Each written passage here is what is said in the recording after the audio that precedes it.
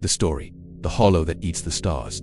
When I was younger, my grandfather told me never to go near the valley east of town, the one we called Carrion Hollow. He said the land there was wrong, poisoned, that the trees leaned in ways they shouldn't, and the animals that wandered in were never seen again. I thought it was just an old man's story, something to keep kids from wandering too far into the woods. But the older I got, the more I realized that no one went there. Hunters, hikers, farmers all avoided the hollow. Even maps blurred at its edges, trails cut away before the slopes, as though cartographers themselves refused to chart it. It wasn't until I was in my 20s that I went. It started with a night hike. A few friends dared me, teasing that I spent too much time reading horror novels and never had the guts to prove my own courage. I laughed them off, but pride is a dangerous thing. That October, when the air was sharp and the leaves turned to rust, I set out with only a flashlight, a pack, and the reckless thought that I would camp a night in the hollow, just to say I had, just to come back and laugh at their faces.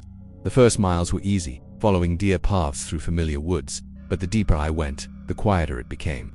The air seemed heavy, muffled, as though the trees swallowed sound.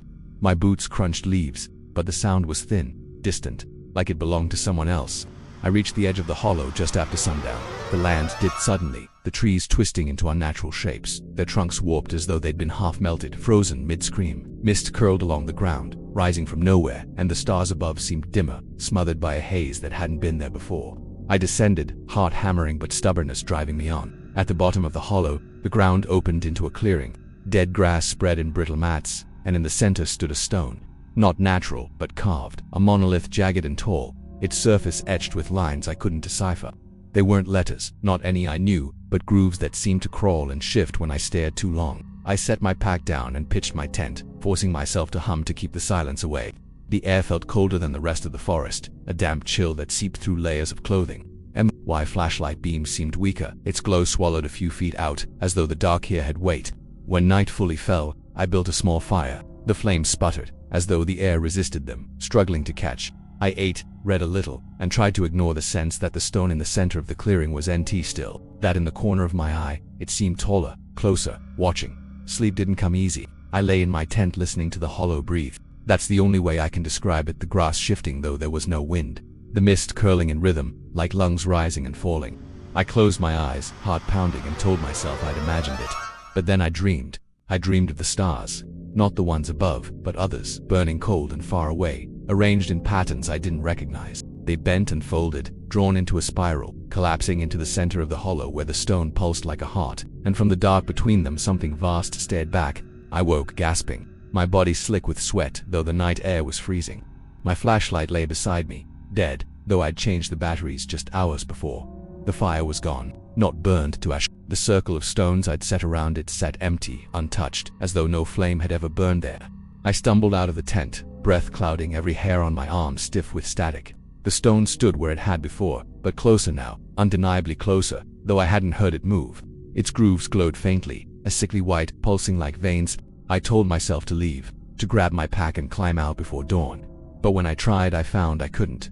My legs shook, but not from fear. Something heavier pressed against me, a weight in the air that pinned me to the clearing. Then I heard it, the sound of something vast, low and endless, like stone grinding against stone, like the shifting of mountains. It wasn't outside, it was inside, crawling under my skin, resonating in my bones. My teeth ached, my vision blurred, and I dropped to my knees. When it faded, I found myself staring at the stone again.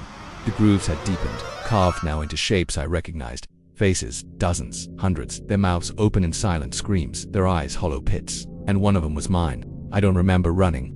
I don't remember climbing the slope. All I remember is waking on the forest's edge at dawn, my pack torn open, my tent gone, my flashlight shattered. My skin was raw, as though burned by frost, though the night hadn't been that cold. When I staggered home, no one believed me. They said I fell, hit my head, dreamed the rest, but I knew better.